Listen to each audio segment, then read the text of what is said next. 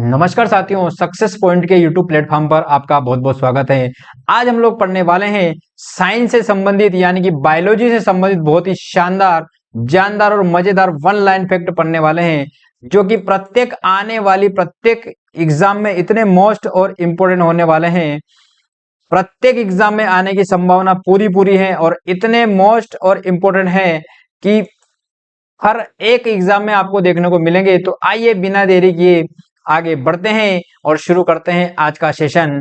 पहला पॉइंट है कि मेल्विन कैल्विन को प्रकाश संश्लेषण पर उनके कार्य के लिए उन्हें नोबेल पुरस्कार मिला था। वैज्ञानिक मेल्विन कैल्विन जो है उनको नोबेल पुरस्कार किसके लिए मिला था? प्रकाश संश्लेषण पर जो उन्होंने कार्य किया था उसके लिए उनको नोबेल पुरस्कार से सम्मानित किया गया था। आइए पॉइंट नंबर दूसरा देखते हैं दोस्तों।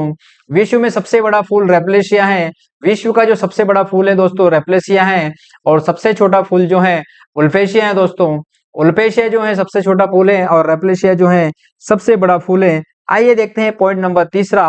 पॉइंट नंबर तीसरा है पेनिसिलिन को पेनिसिलियम नोटेटम से प्राप्त किया जाता है।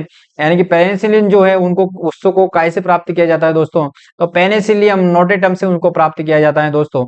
आइए देखते हैं फोर्थ नंबर का पॉइंट, यानी कि सर्पेंटाइन पौधे से प्राप्त रेसरपाइन का प्रयोग जो है उच्च रक्तदाब को नियंत्रित करने के लिए किया जाता है दोस्तों।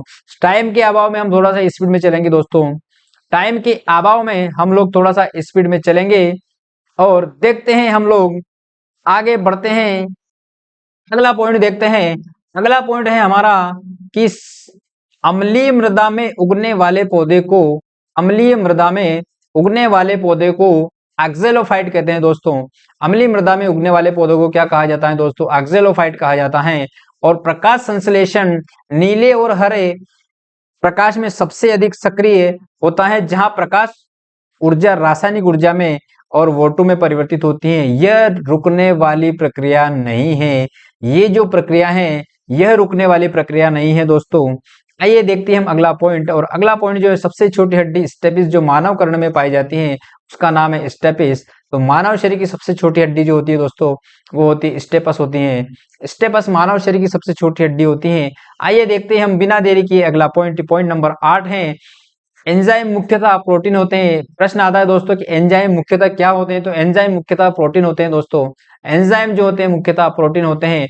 और आइए देखते हैं हम अगला पॉइंट। पॉइंट नंबर 9 है कि माइटोकॉन्ड्रिया को कोशिका का ऊर्जा घर कहा जाता है। माइटोकॉन्ड्रिया को क्या कहा जाता है दोस्तों? कोशिका का ऊर्जा घर कहा जाता है। कोशिका का पावर हाउस माइटोकॉन्ड्रिया को कहा जाता है। प्रश्न एग्जाम में देखने को मिलता है और आईएमपी पॉइंट है, मोस्ट इंपोर्टेंट पॉइंट है दोस्तों। तो आगे बढ़ते हैं हम 10 नंबर के पॉइंट पर। और अग्नाशय अंतःस्रावी के साथ साथ बाह्य स्रावी ग्रंथि भी है। अग्नाशय जो है वो अंतःस्रावी ग्रंथि के साथ साथ बाह्य स्रावी ग्रंथि भी है दोस्तों।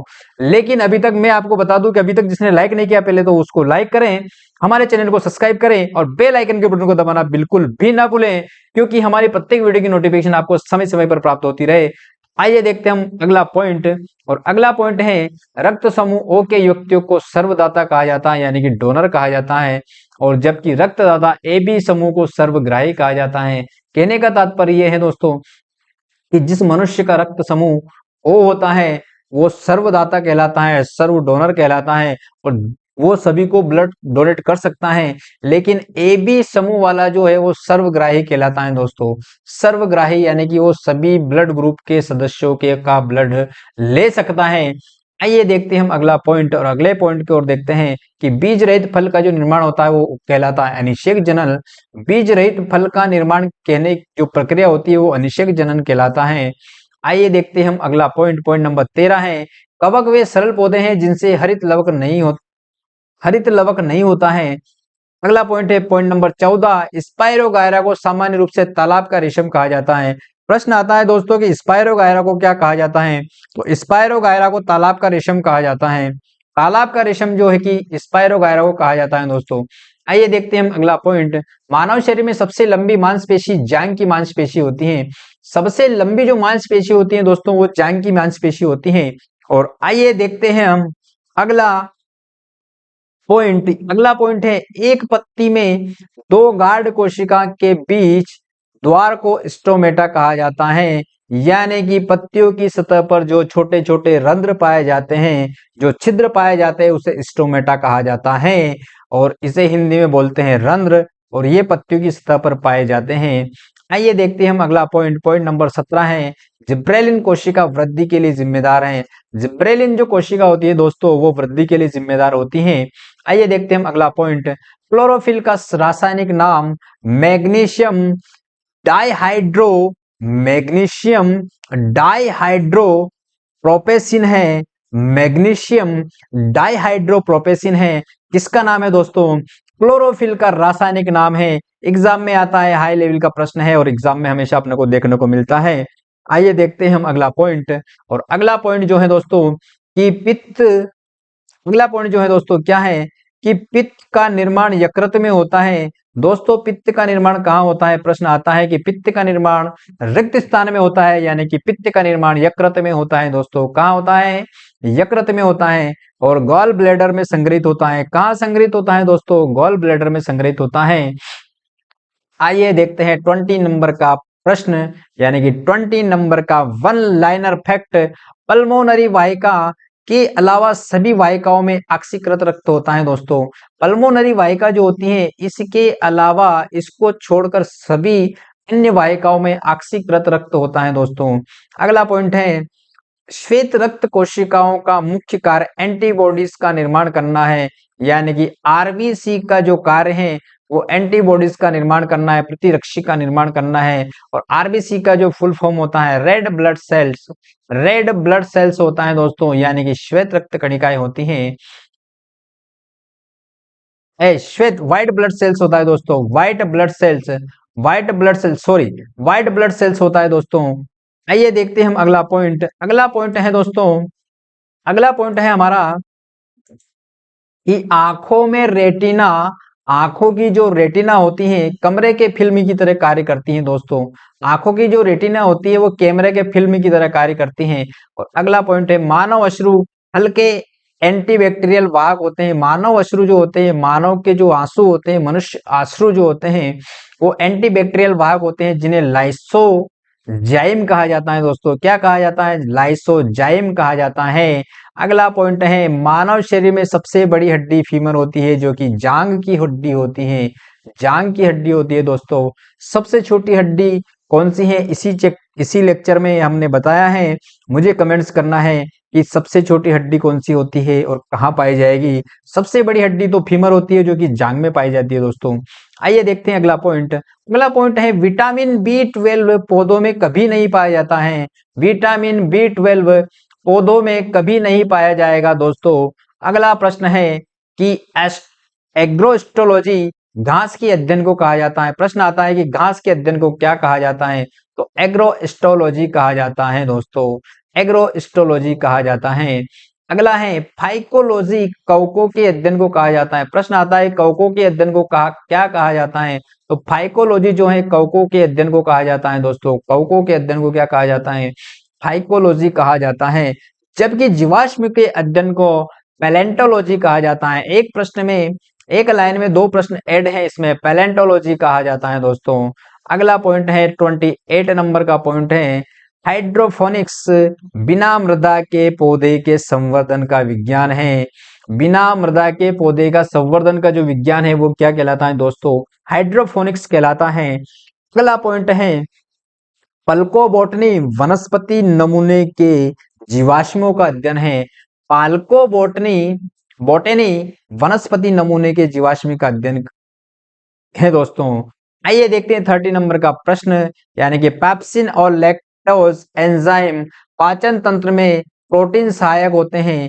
पाचन तंत्र में क्या होते हैं दोस्तों? प्रोटीन सहायक होते हैं। बहुत ही मोस्ट और इंपॉर्टेंट पॉइंट आज के 30 पॉइंट हैं, लेकिन हम और आगे भी बढ़ेंगे। लेकिन अभी तक जिसने लाइक नहीं किया वो लाइक करें दोस्तों, अभी तक जिसने लाइक नहीं किया वो लाइक करें दोस्तों। और आगे देखते हैं हम, आगे देखते हैं हम इसी तरीके से अगले वन लाइन फैक्ट देखते हैं, जो कि बहुत ही मोस्ट और इंपॉर्टेंट है दोस्तों। तो 31, यानी कि विटामिन बी और सी जल में घुलनशील विटामिन है, विटामिन बी और सी जो है वो किसमें घुलनशील हैं दोस्तों? जल में घुलनशील हैं। तो प्रश्न ये उठता है कि वसा में घुलनशील विटामिन कौन से हैं? तो बाकी 4 विटामिन जो है, जिसे हम केड़ा के नाम से जानते हैं, KEDA, जिसे हम KEDA के नाम से जानते हैं, विटामिन के, विटामिन ई, विटामिन डी और विटामिन ए, तो ये 4 विटामिन जो है दोस्तों ये वसा में घुलनशील है और 2 विटामिन जो है दोस्तों वो जल में घुलनशील है। प्रश्न को ध्यान में देख रखना है और एग्जाम में आने वाला प्रश्न है, बिल्कुल एग्जाम में छपने वाला प्रश्न है और बहुत ही मोस्ट इंपोर्टेंट प्रश्न है दोस्तों। आइए देखते हैं अगला प्रश्न। अगला प्रश्न है दोस्तों कि डीएनए अणु में रासायनिक परिवर्तन, उत्परिवर्तन कहते हैं। डीएनए अणु में जो रासायनिक परिवर्तन होता है उसे क्या कहते हैं दोस्तों? उत्परिवर्तन कहते हैं। आइए देखते हैं अगला पॉइंट। ग्लाइकोजन पशुओं में थोड़े समय के लिए सुरक्षित भोजन का कार्य करता है। ग्लाइकोजन जो है वो पशुओं में थोड़े समय के लिए सुरक्षित भोजन का कार्य करता है दोस्तों। मोस्ट और इंपोर्टेंट फैक्ट आने वाला है, बहुत ही शानदार फैक्ट है। एस्ट्रोजन महिला यौन हार्मोन्स है। प्रश्न आता है कि एस्ट्रोजन कैसा हार्मोन्स है? प्रश्न क्या आता है दोस्तों कि एस्ट्रोजन कैसा हार्मोन्स है? तो एस्ट्रोजन जो है महिला यौन हार्मोन्स है दोस्तों। महिला यौन हार्मोन्स कहलाता है एस्ट्रोजन। आइए देखते हैं अगला पॉइंट। एंजाइम एमाइलेज स्टार्च के पाचन में सहायता करता है। एंजाइम जो है स्टार्च के पाचन में सहायता करता है दोस्तों। और अगला पॉइंट है जो कि एग्जाम में हमेशा देखने को मिलता है कि माइटोकॉन्ड्रिया में जो एटीपी होती है, माइटोकॉन्ड्रिया में जो एटीपी होती है, एटीपी में संश्लेषण होता है, माइटोकॉन्ड्रिया में एटीपी संश्लेषण होता है। अब आता है प्रश्न कि एटीपी का पूरा नाम, यानी कि एटीपी का जो पूरा नाम होता है एडेनोसिन ट्राइफॉस्फेट। क्या होता है दोस्तों एटीपी का पूरा नाम? Adenosine triphosphate. और एक और बनता है एडीपी, तो एडेनोसिन डाइफॉस्फेट। Adenosine diphosphate. ऊर्जा जो संचित होती है माइटोकॉन्ड्रिया में वो एटीपी के रूप में होती है और 38 एटीपी ऑक्सीडेशन के अंतर्गत 38 एटीपी ऊर्जा बनती है दोस्तों। तो देखते हैं हम अगला पॉइंट। और अगले पॉइंट अभी तक जिसने लाइक नहीं किया तो दोस्तों सबसे पहले लाइक ठोकें। मानव शरीर में का भार जो होता है 70% जल होता है। मानव शरीर के भार का 70% क्या होता है दोस्तों? जल होता है। आइए देखते हैं अगला पॉइंट। 38 नंबर का पॉइंट है कठोर पारदर्शी झिल्ली जो नेत्र गोलक की रक्षा करती है। कठोर पारदर्शी झिल्ली जो नेत्र गोलक की रक्षा करती है दोस्तों उसे कॉर्निया कहते हैं। उसे क्या कहते हैं? कॉर्निया कहते हैं दोस्तों। और आज का सेकंड लास्ट प्रश्न है कि मानव शरीर में ऊर्जा का निर्माण कार्बोहाइड्रेट से होता है। मानव शरीर में दोस्तों ऊर्जा का जो निर्माण होता है वो कार्बोहाइड्रेट से होता है। आइए देखते हैं हम आज का लास्ट पॉइंट, यानी कि लास्ट प्रश्न है हमारा। प्रकाश संश्लेषण की गहरी अभिक्रिया का उत्पाद शर्करा है। यानी कि प्रकाश संश्लेषण की जो गहरी अभिक्रिया का जो उत्पाद है वो क्या है दोस्तों? शर्करा है। और ये बहुत ही मोस्ट और इंपोर्टेंट फैक्ट रहे हैं आज के हमारे। तो जिसने अभी तक चैनल को सब्सक्राइब नहीं किया वो तो सब्सक्राइब करे। ये हमने पढ़ा था सामान्य विज्ञान के अंतर्गत जीव विज्ञान के कुछ मोस्ट और इंपोर्टेंट पॉइंट दोस्तों, जो कि एग्जाम में 100% एग्जाम में आने वाले हैं। अभी तक जिसने चैनल को सब्सक्राइब नहीं किया सब्सक्राइब करे, पहले तो लाइक करे, कमेंट्स करे और बेल आइकन के को तो दबाना बिल्कुल भी ना भूले। तो मिलते हैं हम इसी प्रकार से अगले लेक्चर में। जय हिंद, जय भारत, वंदे मातरम, जय श्री कृष्ण, राधे राधे।